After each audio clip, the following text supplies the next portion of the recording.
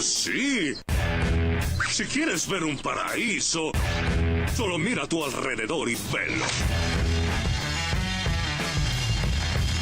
Radio Caput. Desde el lugar de las utopías. Radiocaput.com. Estás conectado. Estás en Caput. Y la culpa no era mía, ni dónde estaba, ni cómo vestía. Somos nosotras. Soy la que pinta graffiti pidiendo justicia por todas sus amigas. Somos todas. No soy de sangre combativa, mi cuerpo soberana voy rimando. Somos nosotras. Tanto que siente eufórica, antes que histérica, histórica. El programa de Nelly Minchersky en Caput, con la participación de Andrea Cuellar Camarena. Somos nosotras. Somos nosotras. Los martes a las 16 en Caput.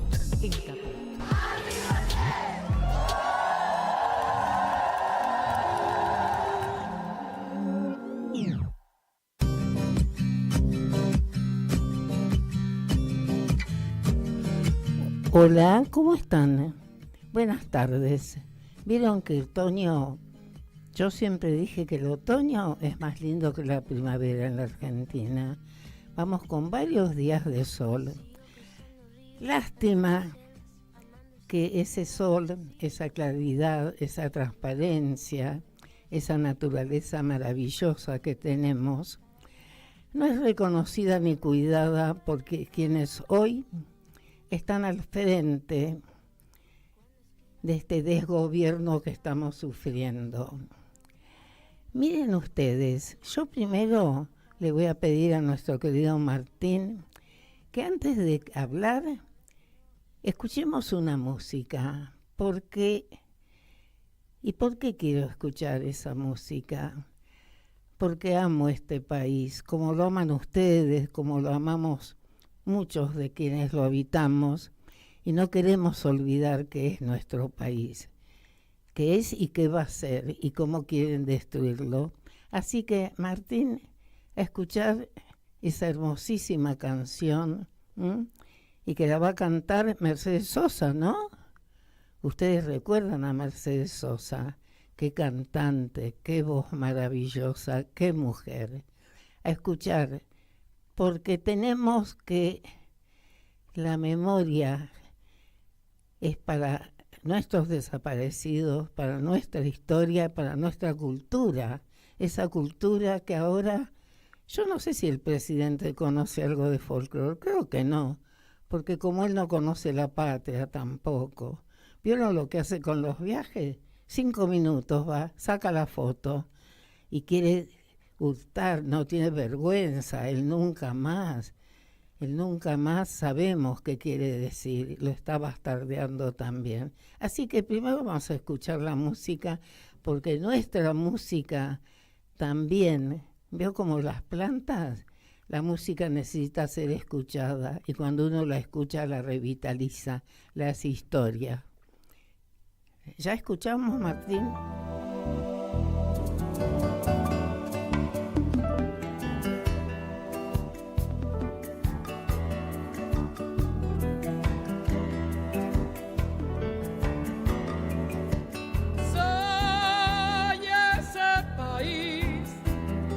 Siempre está buscando el camino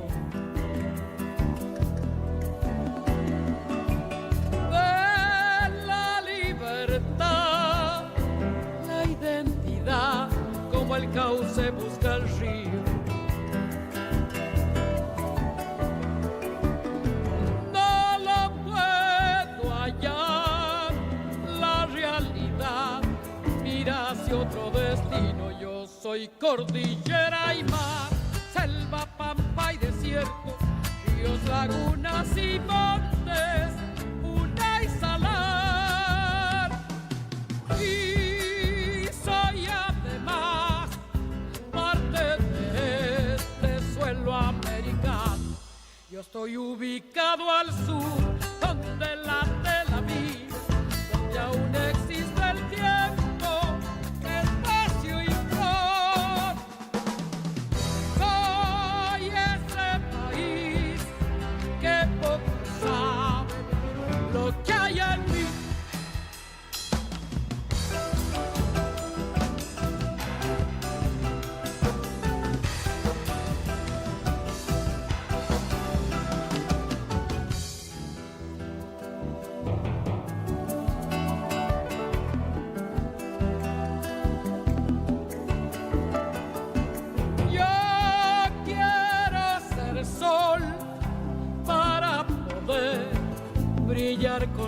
propia. Y entregar así el resplandor que de mi alma brota. Al fin esta luz es una deuda que me está haciendo sombra. Escondido yo estaré mientras todos me ignoren y no quieran conocer mi antigua raíz. Ay, yo soy crisol y aquí estoy mirando hacia adelante. Mi bandera es cielo azul, en el sur de nubes blancas, una estrella de fuego en su corazón.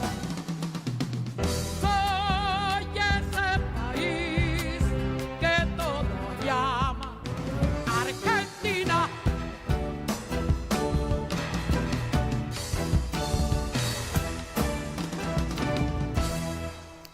Bueno, ustedes ven, ¿alguna vez escucharon a alguna de estas personas que hoy son, entre comillas, gobierno? Porque para mí están deslegitimados, porque la patria, la Constitución, todos esos valores existen. Y esta gente no hace más que bastardearla. Lo dice directamente, vino a destruir el Estado. Entonces es lo mismo que me digan que contrato un chofer para que maneje un colectivo para que lo choque y mate a las personas que están adentro. Pensemos así en términos un poco brutos. Y yo quiero reivindicar y quiero decir que esto no es la patria, estos son quienes quieren destruirnos. Y para poder entender bien eso, hoy nos acompaña Virginia Franganillo, socióloga, una mujer que está luchando por esto que llamamos, cuando decimos la patria es el otro, somos todos y todes.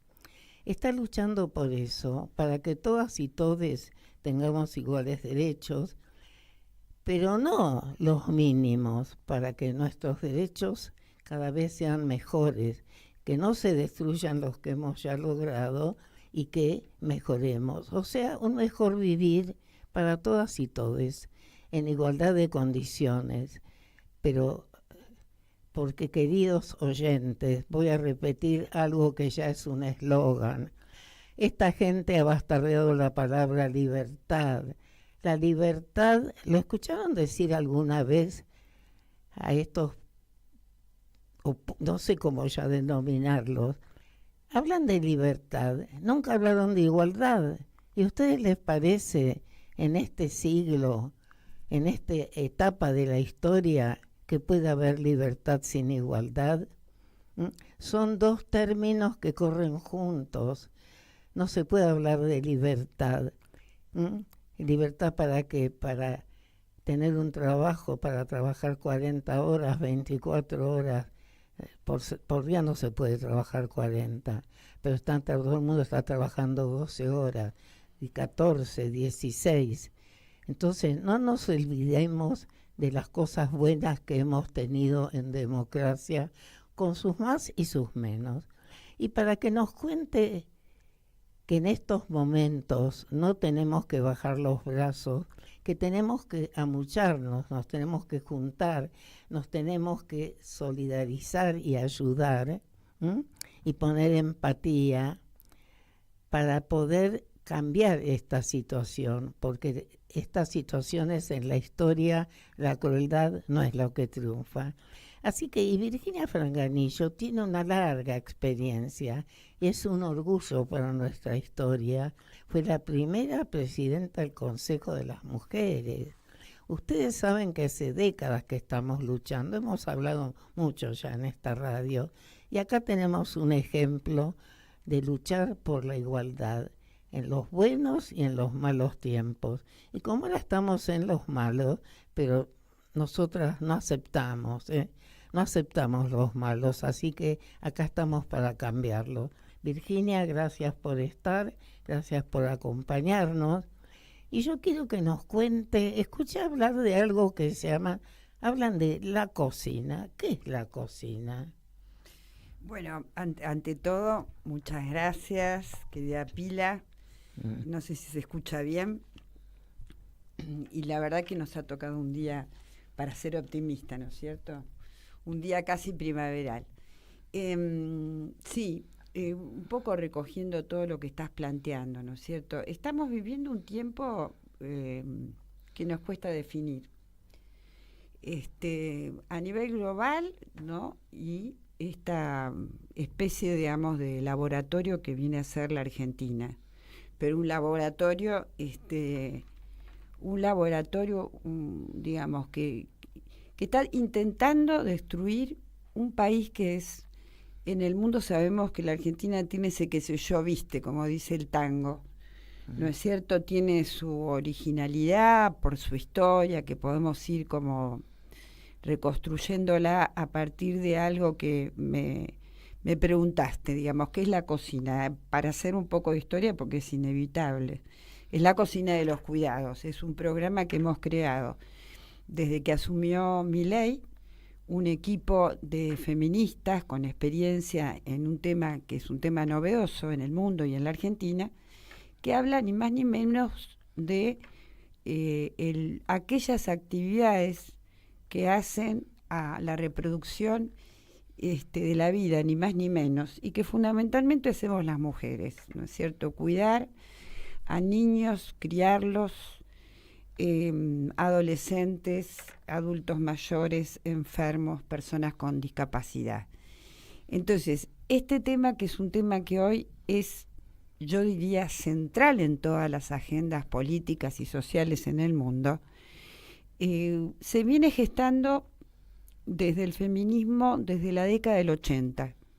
¿Y por qué la década del 80? Porque en la década del 80 ya con un feminismo con enormes transformaciones y procesos en los países centrales y muy fuerte, digamos, 80, 90 en América Latina, y un proceso que empieza en los 60, 70 de las mujeres incluidas en el ámbito del trabajo, de la representación social, de la representación política, de los ámbitos académicos. Sin embargo, esa división sexual del trabajo, que es la que es como la columna vertebral, digamos, ¿no es cierto?, del régimen patriarcal, bueno, eso no se había movido, digamos. Nosotros seguíamos cuidando hijos, ¿no es cierto?, y haciendo todas esas cosas, o sea... Bueno, porque es curioso, y aquí, perdón que te interrumpa. No, dale. Cuando se habla de cuidados, yo digo y me pregunto, como cuando hago la historia de los derechos que hemos ido conquistando las mujeres, me llamó siempre la atención cómo durante décadas, desde el principio del siglo pasado, se empezó a hablar, y desde la Revolución Francesa, de los derechos políticos más, el derecho al voto, el derecho a la participación política, y fuimos logrando derechos a través de la historia, a través de la lucha, cuando nacen los tratados de derechos humanos, la Convención contra todo tipo de discriminación, y tuvimos que llegar a esta altura, cuando ya conquistamos muchos derechos, ¿no?, que se hayan hecho efectivos es otra historia, pero nos quedaban dos derechos que no lográbamos materializarlos, no logramos incorporarlos, que estamos luchando ahora cada vez más, que era cuidados, o sea, el lugar en la familia, como vos decías, el estereotipo, las mujeres cocinamos, papá trabaja, mamá no se sabe muy bien qué hace. Mamá cuida como si fuera una estratificación, plancha, mamá cocina. Y también los derechos reproductivos, el derecho al propio cuerpo, el aborto, la interrupción voluntaria. Y cuando ya logramos, por ejemplo, en nuestro país, el derecho a la interrupción, empezamos con cuidado. ¿Y por qué nos costó tanto y nos cuesta esto? Porque eran los dos derechos para mí que son la piedra basal del patriarcado. Y porque ahí tenés un tema clave. Porque constituye el capitalismo, no hay capitalismo, digamos, ¿no? Si no hay división sexual del trabajo, le salimos muy baratas al capital. Primer trabajo que se hace mundialmente, aunque no se lo aceptan, sobre estas ideas y esta crítica del feminismo de la segunda ola es una argentina cubana, Isabel Larguía. Ella hace una investigación con quien era su compañero norteamericano, él también sociólogo, sobre la relación desde la economía marxista, la relación entonces de la división sexual del trabajo con la explotación y con la plusvalía. Ahí había explotación y había plusvalía. Entonces, ¿quién paga a la reproducción de la fuerza de trabajo? ¿Me explico? Bueno, hay mucho, y en este sentido, todo lo que son derechos laborales y derechos de familia, que sos una referencia a nivel nacional, pero ¿cuánto nos ha costado? Y sí es cierto que ha estado inscripto en las luchas sociales, no solamente de las feministas de la primera ola, sino también de los partidos socialistas, ¿no es cierto?, del sindicalismo, pero no ha sido suficiente, porque se han dado una serie de fenómenos de época.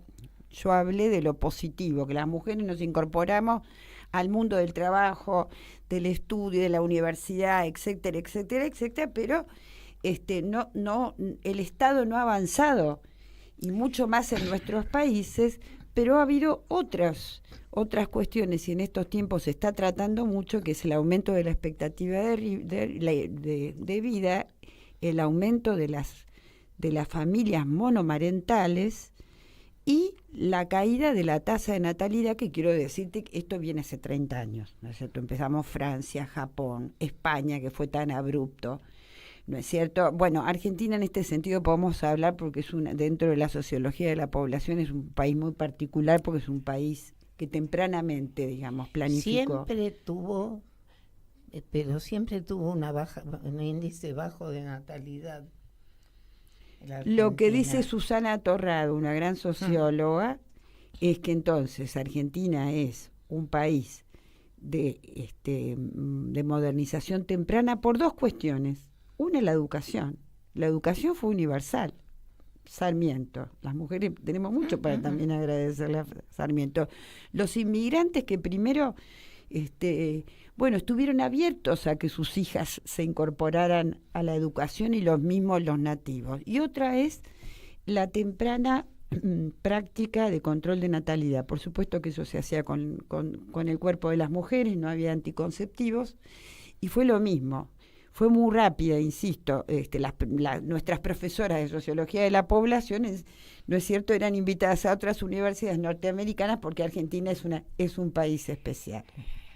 Claro, pero el tema, yo creo que todo esto también, primero que era gratis, y por eso las cifras de cuánto se puede cuantificar y cómo cuantificar lo que las mujeres contribuimos y ahorramos y se enriquece el capitalismo, es muy grande. ¿Cuánto se estima? Bueno, y se ha avanzado muchísimo. Si bien esto tiene, en la memoria nuestra, de nuestras militancias, tiene más de 30 años. Nosotros teníamos un cálculo que era 70-30. Y vos ves porque lo hacíamos en los locales, en nuestras prácticas, en los grupos de mujeres, ¿no es cierto? Le preguntabas, a ver, ¿cuánto tiempo te dedicas al cuidado y cuánto tu compañero? 70-30. Bueno, sigue siendo duro, a pesar de que los jóvenes en determinados sectores sociales ha habido un proceso de cambio, ¿no? Se han incorporado, pero todavía, y sobre todo, hay algo que se está incorporando hasta en la jurisprudencia, que es muy interesante, que es la carga mental. Las mujeres, así como están Yo digo que a veces todavía en grandes sectores de la sociedad los hijos varones nacen ya patriarcales, ya nacen, porque la sociedad, hasta ese deseo en muchos padres de que sea varón, o la decepción no, digamos, no comunicada, pero sí sentida, de pena cuando nace una mujer. Las mujeres también tenemos y seguimos con que la carga mental que supone, aunque estemos divorciadas, aunque no convivamos todos los días con nuestros hijos, hay como una actitud permanente de atención. Y aunque no tengamos hijos también. Y aunque no tengamos hijos. Bueno, pues fíjate que uno podría decir algo que no se descubrió hace, mejor dicho, no demasiados años, que se ha hecho mucha investigación en estudios en Europa desde hace muchos años, que es que viene del Paleolítico. Entonces uno podría decir, es atávico decir, ¿no? ¿Cómo puede ser que yo soy quien soy y que tengo la vida que he tenido, he salido fregona como mi madre y sigo siendo fregona?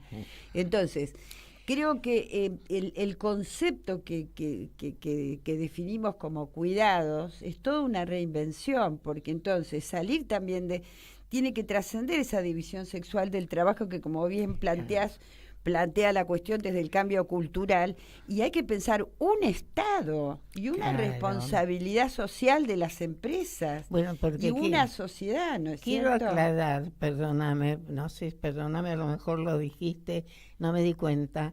Cuando Virginia habla de cuidado, es cuidado de los niños, pero también es cuidado de los mayores. Entonces, las mujeres nos hacemos cargo de los hijos, de los sobrinos, de los ascendientes. Eso es acá, en la China y en todos lados.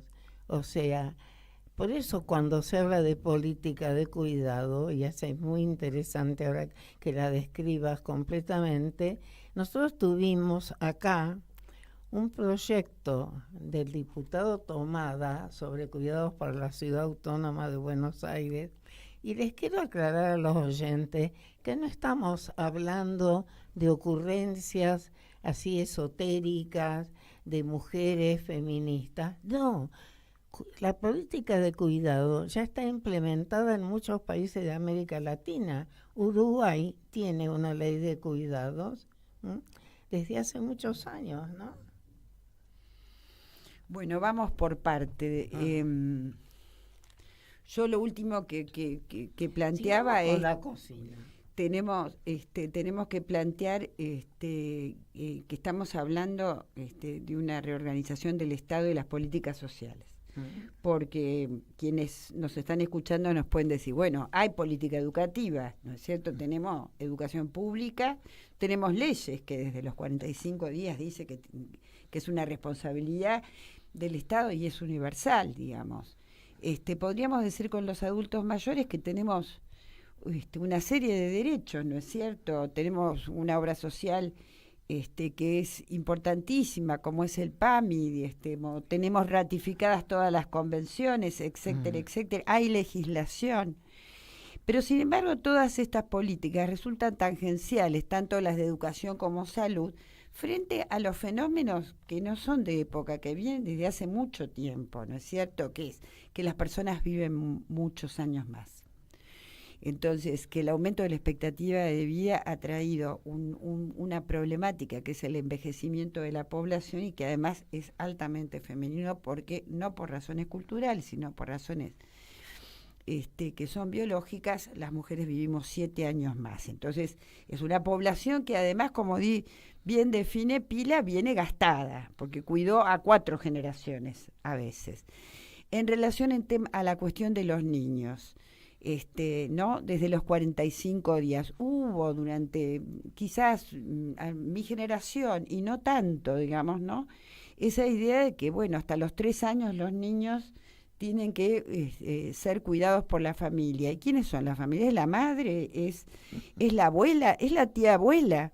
Entonces, lo que ha emergido son problemáticas que vienen de largo aliento, que vienen de la década del 80, porque acá hay efecto que tuvo que ver, digamos, con esta falta y ausencia de políticas de cuidado, que es la feminización y la infantilización de la pobreza, y hoy también el aumento de la pobreza en los adultos mayores.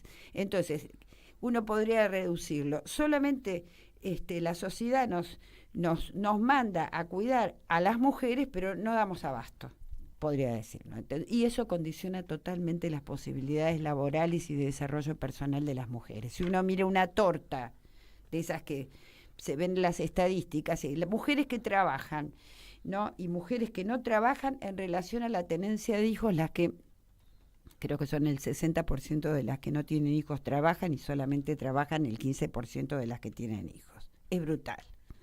Entonces, lo miremos por donde lo miremos en números.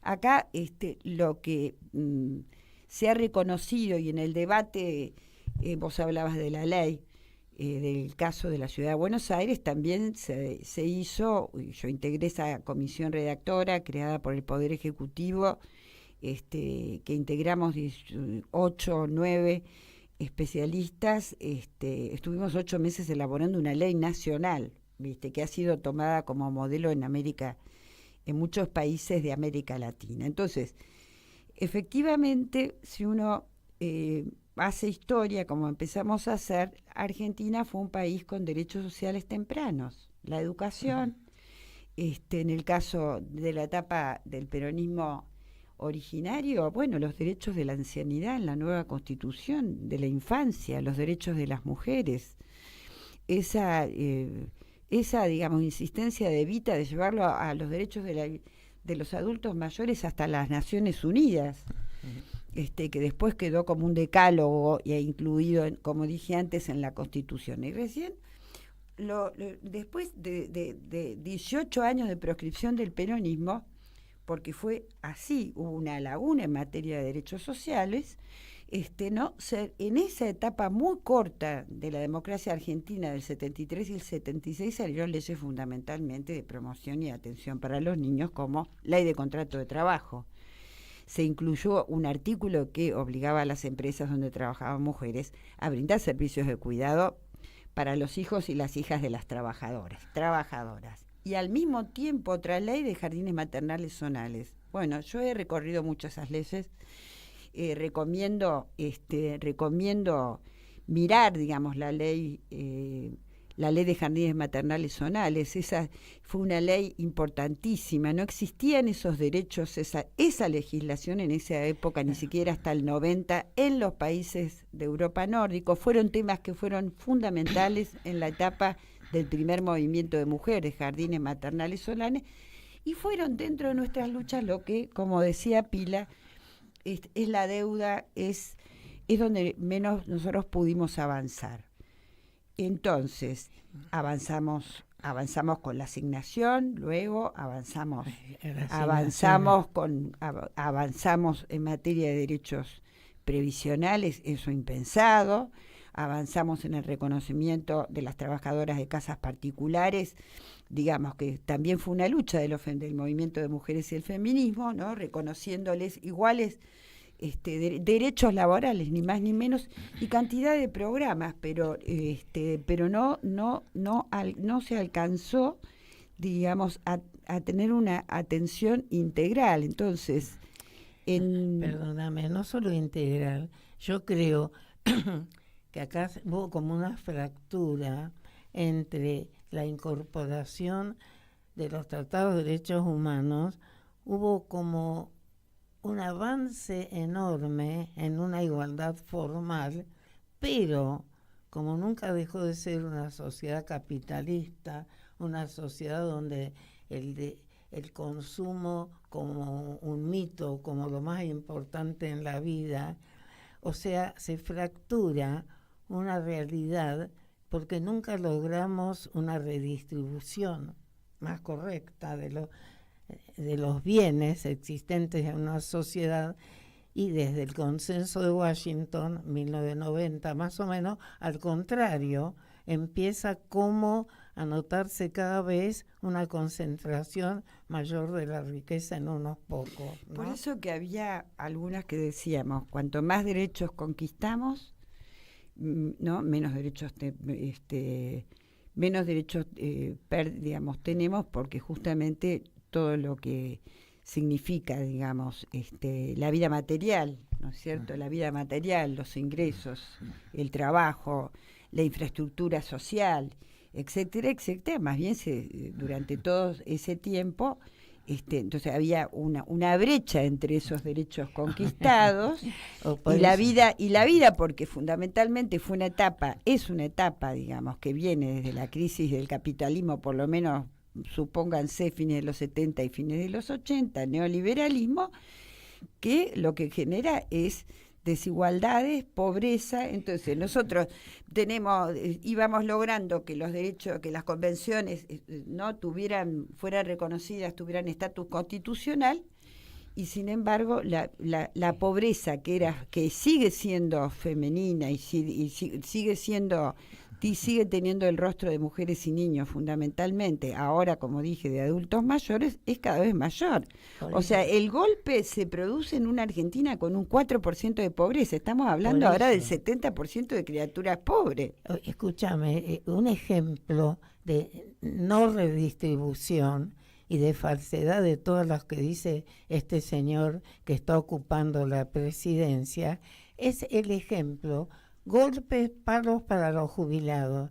Veta un aumento que no le va a solucionar la vida, le va a ayudar un poquito. Y al mismo tiempo, cada vez distribuye menos, le quita impuestos, le baja los impuestos a los ricos. Entonces, no hay plata para quien. Hay plata para que cada vez los que más tienen ganen más y menos plata para los que necesitan. O sea, si no se redistribuye, no se hace una política de impuestos como son otros países, al contrario, hay un discurso también falso. La Argentina, todos pagan muchos impuestos. Los impuestos en Europa son mucho más caros, a las grandes fortunas. Hasta en Estados Unidos están ampliando. Y acá nos vienen con el verso. Entonces, si no hay redistribución, no redistribución de expropiación, no redistribución de quitarle el famoso derecho de propiedad, ¿cuál es el derecho humano? Y ahí viene algo también muy importante y que me gustaría que nos explique Virginia, y que también quiero que nos explique qué descubrieron con el informe que hicieron la Cocina, esa institución civil tan prestigiosa, ha hecho un informe sobre todo lo que estamos perdiendo desde el punto de vista de los derechos conquistados y de qué situación económica está la mayoría de la población que se empobrece, que seguimos siendo las mujeres, ¿no? Sí, muy breve, antes de hacer un resumen de los 5 informes, ¿no es cierto? Esos fueron 5 informes, no sé si acá los han ido presentando, pero voy a tratar de ser corta también, pero durante el gobierno anterior se instaló el tema de los cuidados, ¿no? Con un ámbito interministerial donde participaban todos los actores del Estado, con medidas que recordarán importantes, como el reconocimiento de hijos para lograr años de reconocimiento para la jubilación, como el programa Registradas, que era un programa bien interesante en el sentido de que financiaba el empleo del trabajo de trabajadoras de casas particulares, que a su vez promovía la registración, y así podríamos decir el aumento de guarderías, de hogares para adultos mayores. Bueno, en fin, en los primeros meses y justamente en el marco de la pandemia se produjeron muchísimas medidas.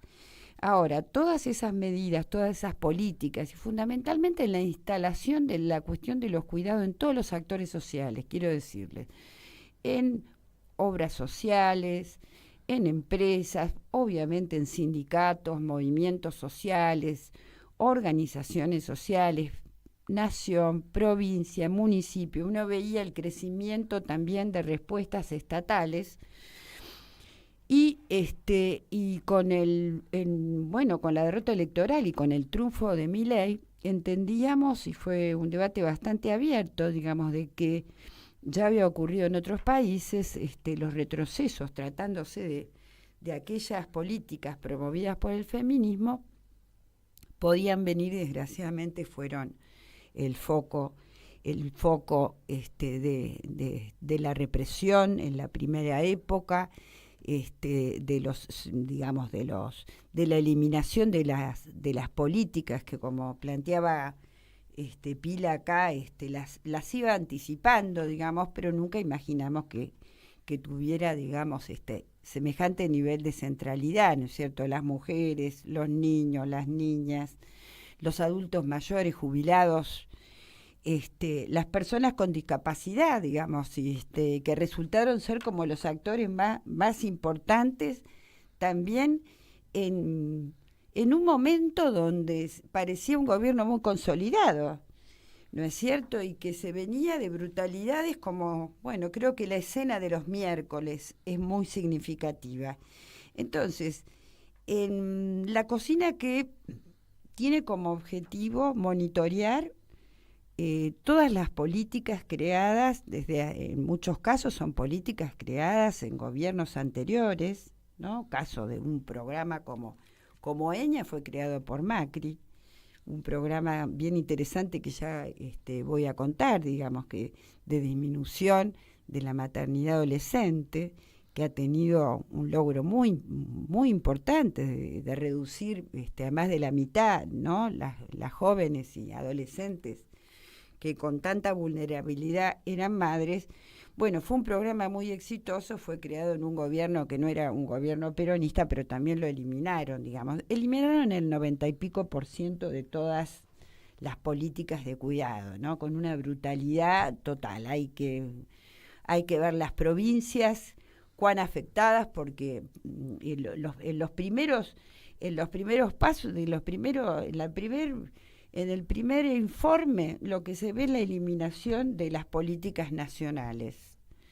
No, pero después se empieza a observar de cómo se desmantelan las políticas nacionales que tienen áreas de articulación en todas las provincias argentinas, que son importantísimas. Entonces, los primeros resultados, lo que iban mostrando es que lo único que quedaba era la asignación universal por hijo, que inclusive después de la gran devaluación, hicieron un financiamiento más o menos razonable, y la tarjeta alimentaria. Y piensen que son dos políticas que son universales y que llegan a las personas.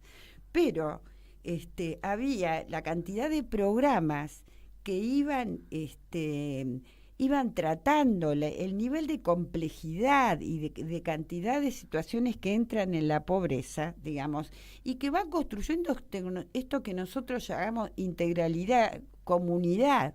Entonces, lo primero, darle a los comedores, a los centros sociales, a los centros de jubilados, a los centros de atención a la primera infancia, etcétera, etcétera, digamos, bueno, fuimos midiendo todo eso. Primero, el monitoreo de las leyes nacionales, su impacto en las provincias y todo lo que significó también lo que llamamos los cuidados indirectos, porque digo, sin infraestructura, sin acceso al combustible, ¿no es cierto? No nos podemos calentar, y fuimos construyendo un mapa a nivel nacional con diagnósticos que se hacían que se hicieron por provincias, fundamentalmente de distintos actores, sindicatos, movimientos sociales y legisladoras de todo el país, para tener un diagnóstico y hacer visible lo que se estaba destruyendo. ¿No es cierto?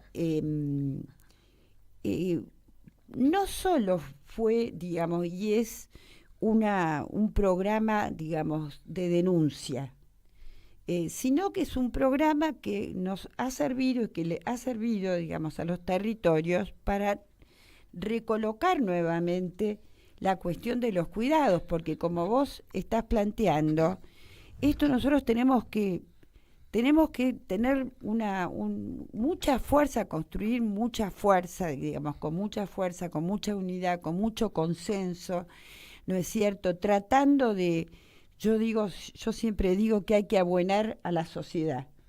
Yo creo que nosotros tenemos que salir a explicar lo que significa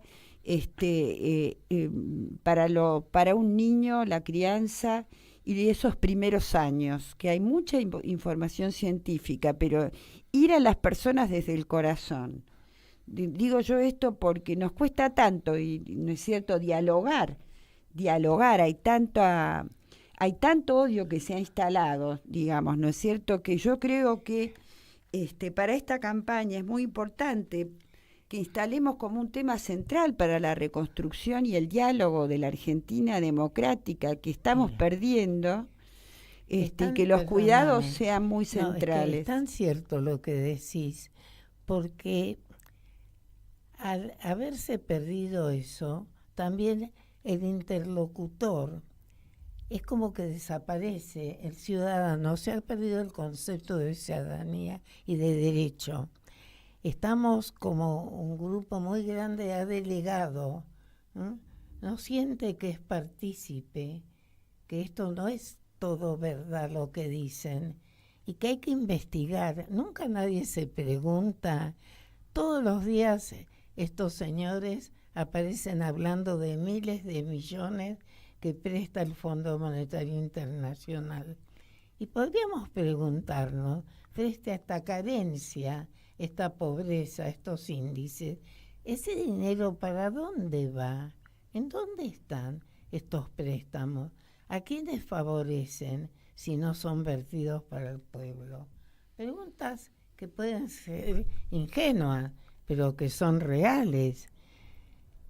¿Para qué? Todos los días yo leo en los diarios, el Fondo Monetario le dio 2.000, le dio 12.000, pasa esto, pasa lo otro. Entonces, y para esto no hay plata. Y para esto, que es lo fundamental, ¿cómo puede ser que tengamos que importar peras de Egipto? ¿Qué pasa con nuestras pymes, con nuestras pequeñas empresas? Los agricultores no ganan. ¿Dónde está la riqueza de nuestro país? El famoso granero del mundo. Entonces, eso es lo que queremos transmitir que tenemos derecho a saber, derecho a participar, derecho que no son dueños de nuestras ideas, que nosotros tenemos que elaborar y pensar. Y como no es fácil, porque yo te planteo otra cosa, Virginia, ¿cómo hacemos cuando un señor miente? Y miente con datos, miente con... habla de cosas que está fuera de la ley permanentemente, ¿no? Y la verdad cuando surge, no le surge a las personas cuando se quedan sin trabajo, cuando van a la verdulería y tenés que comprar de a un tomate o de 2 tomates. Esa es la verdad de la vida. O que me pidan un alquiler exorbitante. Es muy peligroso este mundo, porque el poder que se ha construido incluye la cuestión, los grandes medios de comunicación. Claro. Bueno, ya estamos viendo la pelea con el personaje y el presidente de los Estados Unidos. Y como se ha investigado de distintas disciplinas, ¿no es cierto? Estamos hablando de un comedero de coco que come mentalidades, ¿no es cierto? Se reconoce, digamos, que opera sobre lo cognitivo. Son niños que nacen con la pantalla en la mano, entonces estamos hablando de un nivel de complejidad, o sea, del modo que han creado odio en las sociedades de época. Claro. Es difícil, está bien, se remite también a otros digamos, a otras etapas de la historia, como fue el nazismo, ¿no es cierto? De una serie de episodios, primero del orden de lo histórico, estructural, de la economía, de la sociedad, etcétera, etcétera, pero con un fenómeno que si vos mirás desde lo comunicacional en relación al nivel de sofisticación y dominio que existe hoy, decir nosotros no podemos hacer más nada. No, pero el problema es el siguiente. Hoy vos mismo decías, la Argentina ha sido un foco, un faro en el mundo. Ha sido en materia de derechos humanos, en cultura, en literatura, Borges y otros miles. O sea, hay una historia. ¿No aparece un discurso mesiánico y falso cuando se dice soy el mejor de la historia? Todos estos 90 años no han servido. Eso revela una omnipotencia un poco demencial, más allá de que en última instancia, como dicen muchos, es un títere, y hay otros señores que son los verdaderos dueños de los piolines y de la historia. Pero la sociedad no tendría que ver. Nuestra patria se construyó durante décadas, con malos, con buenos, con dictadores, con héroes, con clase obrera, con pueblos originarios devastados. Esa historia que se construyó, esa fama que ha tenido la Argentina en el mundo, ¿no existió? Existió. Yo creo que estamos saliendo del asombro y estamos más optimistas que vamos a recuperar esa Argentina, porque como decís vos, eso está. Está la historia, está la tradición. Ahora hasta con los legisladores. También está, bueno, creo que en estos meses tal cual, bueno, hace pocas semanas, ¿no es cierto? Tuvimos las buenas noticias de... se nos volvió, ¿cómo se llama? Que decían las viejas, el espíritu al pueblo, Jesús al cuerpo, el Jesús al cuerpo. Bueno, entonces, yo creo que son muchas cosas, pero lo cierto es que nosotros yo siempre cuento que el día posterior a las elecciones, yo no recuerdo los sueños, pero cuando me desperté en mi casa, al otro día te acordás que era feriado, yo vivo frente a una importante avenida, entonces me desperté, ¿no? Y pensando que en la Argentina gobernaban los simios. ¿Te acordás del planeta de los simios? Y yo miré por la ventana y no había nada. O sea, durante un segundo estuve convencida de que la Argentina había sido tomada por los simios. Yo creo que fue tan impactante para nosotros, fue de una... Ha habido se han roto cosas muy importantes en la Argentina. Es difícil pensar, digamos, cómo se reconstruye, porque las personas están sufriendo ahora. Vos tenés un presidente que agrede a una criatura que es discapacitada. Han pegado a chicos en sillas de rueda. No, entonces, por eso digo. Entonces... No puedo creer. Digo, uno tiene que voy a hablar más como socióloga, porque uno, digamos, tiene que salirse de decir, no puede ser que estemos viviendo este horror, esta pesadilla, no. ¿Cuál es el modelo? Bueno, el modelo es Perú. Entonces, para que la Argentina sea Perú, entonces tiene que desaparecer la clase media. Bueno. Entonces, acá hay hostilidad y hay un plan de exterminio en los sectores populares que empezaron, bueno, con mucha represión, bueno, he estado muy cerca de las organizaciones, y ahora hay y por supuesto va junto con un plan de exterminio de las clases medias, porque sobramos. Porque está bien, sobramos, también va a sobrar la clase obrera. Entonces, lo que yo creo, como lo que sea, que este es un mundo de tristeza lo que nos están imponiendo algo oscuro, algo negro, sin placer, sin goce. ¿Vieron? Negando los derechos, negando las mujeres. ¿Por qué somos su enemigo? Y creo que somos enemigos porque íncitamente ellos son los enemigos de las mujeres porque nos quieren mantener en un lugar de sumisión. Y bueno, pero está como muy claro, nos quieren que volvamos a 100 años atrás, 120.000 personas entonces, vivían, nosotras en la cocina. Yo creo que la humanidad ha sobrevivido, que hay un instinto de supervivencia, y ese instinto tiene que ver con la naturaleza.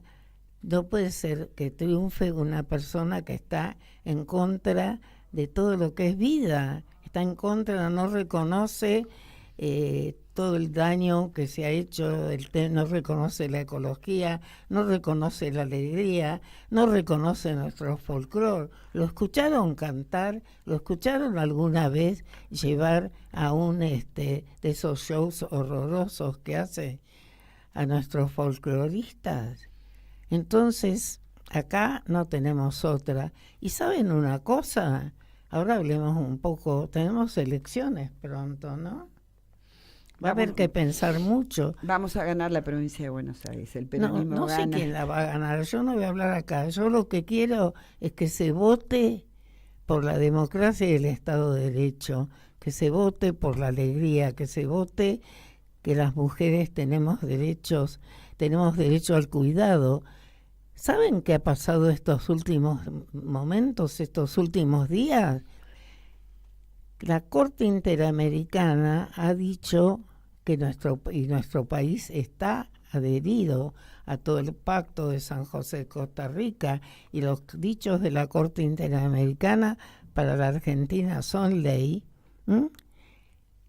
Ha dicho que los cuidados son derechos humanos, y ahora en una breve le voy a pedir a Cristina Virginia, que diga qué quiere decir que son derechos humanos del cuidado. Le da una jerarquía muy diferente para que luchemos por su vigencia. Unas palabras sobre esto de la Corte. Y mira, es muy importante en el sentido de que vuelve a legitimar a los cuidados. Lo declara como un derecho autónomo que tiene que ver con la preservación y el desarrollo de la vida. Y es muy interesante ese dictamen porque compromete a los estados en política y financiamiento. Y es muy, muy específico, habla de todos los tipos de trabajo de cuidados. ¿Sí? Yo recomiendo, digamos, leerlo a quienes se interesan. Entonces, y ha caído en un momento que es como una suerte de bendición. Entonces, un presidente que dice que los derechos sociales son un choreo, que la justicia social es una aberración, y sin embargo se consagra. No solamente para los países de la región, quiero decir que bueno, que es muy importante porque es Argentina el que ha pedido esta consulta, son los países miembros de América Latina, pero esto también impacta sobre el resto del mundo. Entonces celebremos y vayamos a votar. Me parece que lo importante, como dice Pila, que nosotros podamos convencer a distintas generaciones que es importante el voto. Es muy importante el voto. Todas mujeres de menos de 75 de más, votemos por la vida, votemos por la vida digna, y nos están privando de eso.